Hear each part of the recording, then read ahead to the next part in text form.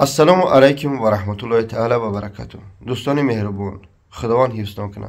من درس بفهمی، درس درک کنی. خداوند حفظتان کنه. پیش از ماه شریف رمضان نمیخوام فتنه شود در بین مسلمان ها و تاجیکا، اما مجبور شدم امروز گپ زنم. ببینید با دقت. جان و فدای خادمان دین، خدمت رسانای راه الله، سخن پیغمبر محمد صلی الله علیه و سلام، الله را رساندن بر جامعه، بر بنده های پرگناه. اما این ویدیو ما به همه دامله ها یا که مفتیات دخل نداره. برای بعضی هاش که بنا ملا هستن یا ملا هستن، جان و فدای همت. اما با دقت گوش کنید. شخصانی که از منبر صحبت میکنن، دامله ها، حضرت ها، جان و فدای تو نصیحت میکنه جامعه را. اولش پروردگار برای راست هدایت میشوند، با واسطه شما سبب میشه، الحمدلله. اما بعضی دامله های هستن که در اینترنت ها برآمد میکنن، جان و فدای تو خواهش میکنم. من از دوره مسجد صفوان آباد تا حاضر چی سکرتو، چی چیزایی که به خاطر الله، به خاطر نام الله، به خاطر نام ملاها سطر کردم، یگان داملا را در روی اکران نبروردم. انشالله نمیبرارم. نباشد چی کارایی که در اون مسجد من سطر کردم فقط به خاطر خدا. وقتی که پروردگار میگه که سطر که به خاطر من سطر میکنم یا که یه بنده سطر میکنه، الحمدلله. ای برادرانی که در اینترنت سر کار داره به نام دامله ها یا دامله های عزیز، شما لاف میزنه، در سر سینه میزنه که ما مسلمان هستیم، میخواهیم که جامعه را چیکار کنیم، اصلاح کنیم. من خفه نیستم این نصیحتو، من خفه نیستم، اما از یک چیز درک میکنه که من بابا جان پرگناه خفه میکنه که شما میخیزه مثال نگه بیا داملو را پگاهی دیده، من پشتی والله قسم نه قماربازش میگیرم، نه رقصش، نه مسخره بازش، نه حرام خورش، نه دزش، یگان تاسش نمیگیرم. اما یک چی خفه میشم همین نوارش یا ساری بابوی مرگم بد یا که یک کسی گره میکنه. شما وقت مسلمان هسته، شما داملو هسته، جان و فدا تو. من با علم شما را سالها دورم، شما مهنت کرده 5 سال 20 سال 30 سال چیکار کرده، علمی الله در دست تو گرفته. الحمدلله. خداوند از این نب زیادتر تو بتیه، فقط درست بفهمی. من وقت ویدیو احساساتی شد کمتر آوازم بلندتر بخشش. شما چوا مثالی گم من اینا مسخره باز، من دز، من قمار باز، من حرام خور، چی با زنگ نمیزنی بچه می در همینجا خطایی، همین ویدیو تا اودالید که همین خطایی تا اصلاح که بچم نوار تا میبرارم. یا که از دوره بابای خنده ویدیو میکنه، یا که یک مسخره باز شه، یا فلانی شه، یا فلان خواهره. برای که در جامعه فتنه نشوه، قمار بازا شما را بد نبینن، بچه های یا شما را بد نبینن یا شما را بد نبینه، یک مصلحتی پس اکرانی ممکن است. توغری این سوال است به شما. پس اکرانی ممکن است که بچه هم همین کار دیگه نکه. یا بعضی بچه ها یاشه که کمتر علم اسلام ها گرفتیان میخزن ویدیو میکنن، صورت فلانی هم بسیار میبینم، اکر نومی هیچ کش نمیگیرم، انا فلانی حرام خور، فلانی مشینک، فلانی ایتا، فلانی اوتا، اعوذ بالله من الشیطان اللعین الرجیم و بسم الله الرحمن الرحیم میگه و بعد سر میکنی فلانی، بعد سر نه نصیحت میکنی ماشاءالله. اما همون آدمی که گناهگار است، همون آدم مثال میگیم بابای میرگن یا که دیگرش گناهگار است، اگر همه پس اکرانی نصیحت کنه، الحمدلله همه مسلمان از شیر آدم خورده است. همه هم چیکار میکنه، اسلامش هم میگه همین بابای داملا به خاطر الله من گفته. تو میخزی در اکران من که بابای میرگن گفتم، مقصد از زبان هم همچنین بابای میرگن یا که حرام خور یا قمار باز خیلی بسیارن با اون سخنای بد و درشت و سخت شما و یا پس نمیشم. شما هم ای دامله های عزیز، ای خادمان دین، ای برادران قند، وقتی که من نوار میکنه یا کسی نوار میکنه، تو کامنتاری های همه خطانه یه بار بخونه. چی دشنامای نه زنشون میمونه نه فرزندشون میمونه. آیا شما رحم به همه ها نداره؟ شما و زن و فرزندی به ها نداره؟ اگر که برای که اونچنین حقارت نمیکنن باید کاری حرام نکنن، بله. اما شما که اگر پس اکران نصیحت میکرده، همه کارا بس میکرد، او حقارت را نمیشنید.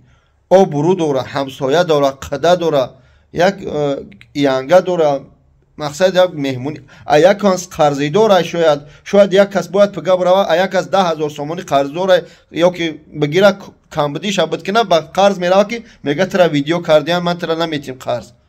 شما یک بار اسلام فکر کنی، فکری تاجیکستان هم کنی، فکری جوانای یوشا کنی، پس این اکران نصیحت کنی، فهمید الحمدلله، نفهمید بگی برادرها همچون مسلمان از نظرشون گذاشتیم، همه برادرها ما را گوش نکردن، خیلی نمیتری انسان بده است. والله قسم میخورم، اینا والله بالله تالله که از این قسم بزرگ نیست. من 99 از 9 تا میدونم که مثال گم من حرام خوری یا دزد یا کسی گم همون کار تحقیق نکرده، زنگ نزده، از نظری برادری مسلمانی خود نگذاشته میخیزه ویدیو میکنه. من الله خودش میدونه و قلبای شما که ویدیو شما برای پرسموتر یا برای لایک، برای نصیحتن الحمدلله، اما برای ریا باشه روز قیامت ادام الله عزیز همه را در نظر ندارم، با تکرار میکنم، روز قیامت جواب میدی. روز قیامت از کشتلاتون همین جوانایی که امروز فید نشید حقارت کرد من یا که یک مرگن یا یک کسی دیگر را دشنام کرد، ای کشتل میقپکی تا از نظر این نگذشته. کدمت از این سوال است، کدمت از نظر همون حرامخور قمارباز اینش گذشته. تو با نوار کردن پرتوفتن تو اصلاح نمیکنی، پس اکران نصیحت میکنی، ما گناهگاریم، ما خطاکاریم، پس اکران نصیحت میکنی، بچه‌م این کارو نکنی، بچه‌م این کارو نکنی، بچه‌م این کارو نکنی، کی ویدیو میکنیم. از برای خدا خواهش میکنم، التماس میکنم، همچی یک شهروند جمهوری تاجیکستان، همچی یک مسلمان، همچی یک برادر شما، المسلم اخو المسلم میگن، چون این ویدیوها نکنید دوملای عزیز.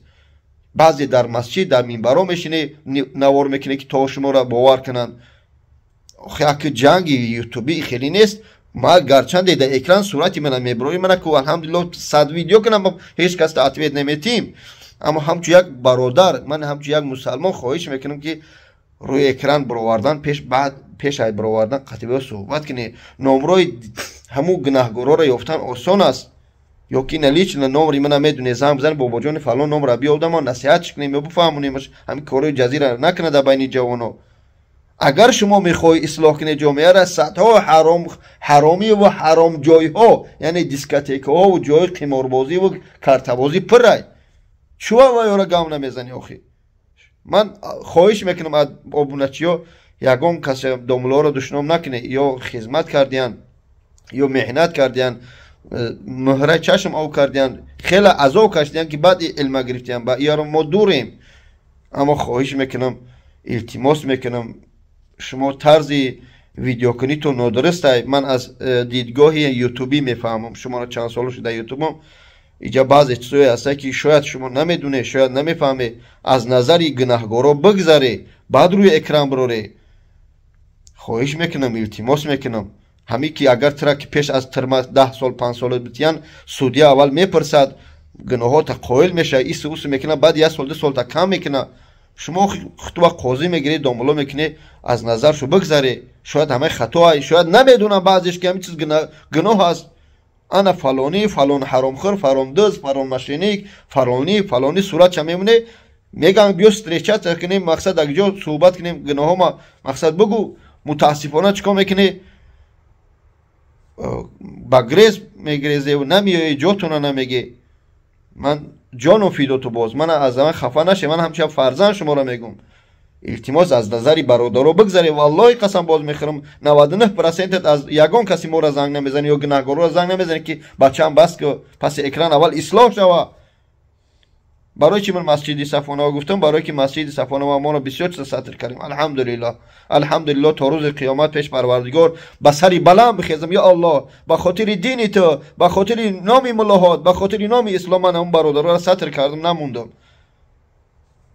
یک کس ساتر کردن گناهش جسارت میدونه. این از من شما بسیارتر میدونه که الله میگه ساتر که تا روز قیامت ساتر کنم. شما حق نداره هر روز یک کس روی اکرام روی گرچند خدمتگارانی راه اسلام حق نداره بکنه.